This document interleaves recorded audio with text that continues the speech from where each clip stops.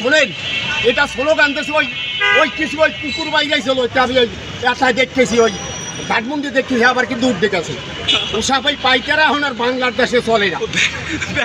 এই পাইকারা আপনি নিষিদ্ধের কথা বলছেন, সেই হিসাবে জামাত ইসলামকে যুদ্ধ অপরাধী বলা হয়, তারা কি এদেশে রাজনীতি করার যোগ্যতা রাখে? জামাত ইসলামকে যুদ্ধ অপরাধী না, যার ভিতরে আল্লাহর ভয় আছে, তার ভিতরে কোরআনের ভয় আছে, ওই ব্যক্তি এদেশের রাজাকার না যুদ্ধ অপরাধী, সেটা রব্বুল আলামিনই বলতে পারতো। এটা আমি বলতে পারবো, আমি বলার কেনা? আল্লাহ দেখে না যে কেনা যুদ্ধ অপরাধী, যেটা রাজাকার? আপনি বললেন আপনি মুক্তিযোদ্ধা দেখছেন। আমি মুক্তিযুদ্ধ দেখছি, তখন ওই আপনারা একটা শেখ হাসিনা কিন্তু 96-তে ওই মাথায় প্রতিবন্ধা হাতে তফসি নিয়ে মানুষের কাছে একটা ভোট ভিক্ষা চাইছিল, যে আওয়ামী লীগ যা করছে আর জীবনে এই দেশে আর করবে না। কিন্তু শেখ হাসিনা সেই কথা রাখতে পারে, কেন উনি রাখার মতো ব্যক্তি না।